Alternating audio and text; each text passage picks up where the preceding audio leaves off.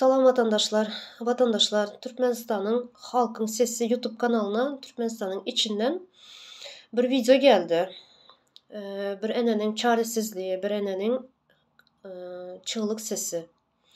Özüme mene bolanım için onun yerine empati yaptım, onun yerine özümü koydum ve katı kıynandım. Allah kimse yaşatmasın böyle bir durum. Hiçbir enete çağam deyip ağlamasın. Katı kıynandım bu videonu görüp. Hem kıynandım hem sevindim. Kıynanan yerim çağanın men ölesim gelmeye, bana kömək edin dep çaresiz kalması. Böyle bir Türkmenistan'ın içinde bunun yalı maşkalalar, yaman köp, kıynalıp yürüyen, doktora pul tap bilmeyen, son durumuna gelip ölüp yürüyenler, aç kalallar, pulsuz kalallar, öysüz kalallar, garip fukara halkımız yaman köp, bu meni yamanam köp kıynaya. Sevindirici tarafı da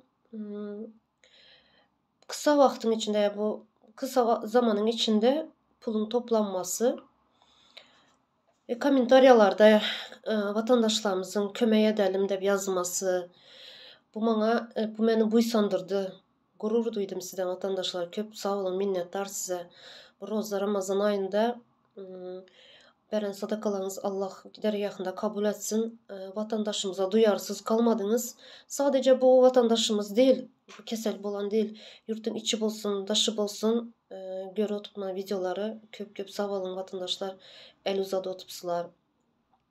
Vatandaşımıza destek bol otupsular. Bu yamanam onat bir durum.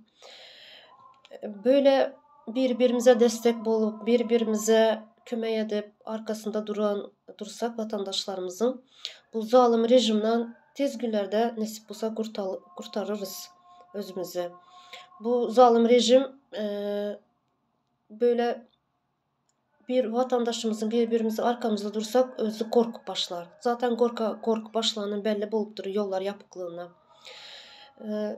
Hazır bizlerin halk menne mezeden mesela çağa emeklep başlaya.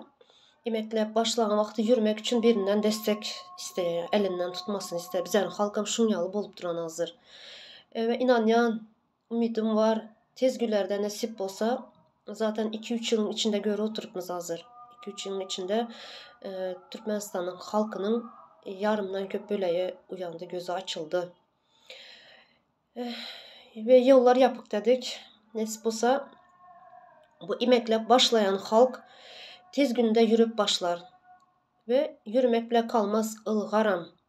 Ve bu aeroportu bu cinayetçi toparın bu hükümetin başına yıkmaz mı bu halk? Yıkar mı inanyan buna? Men inamım var buna. Nasip olsa. Sonra bizlerin halkı, Türkmenistan'ın halkını korkak diyorlar. Yok vatandaşlar. Türkmenistan'ın halkı korkak değil. Korkuzdular.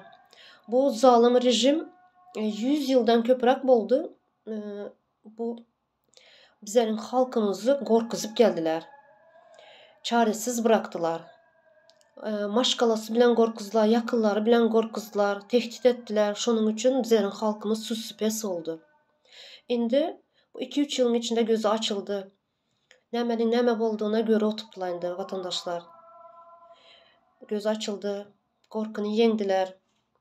Indi bundan son esposama inanyan, bundan daha köprak birbirimize destek bolalı, birbirimize kömək edeli.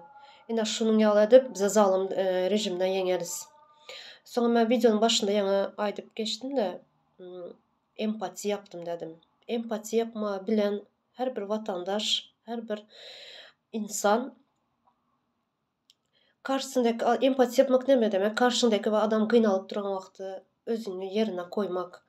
Özünü yerine koysan şu kıynalıp oturanın mesela komşun aç mı?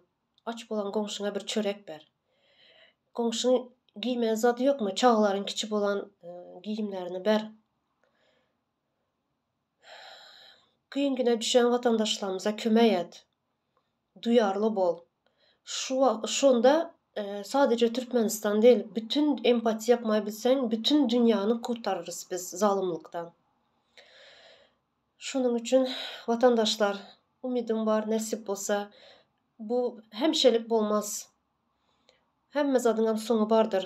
Men inanýan we sadece içiňizdeki sese inanyň sizem. Sadece ýürmek bile kalmaň, ylgaň. Sag bolun vatandaşlar.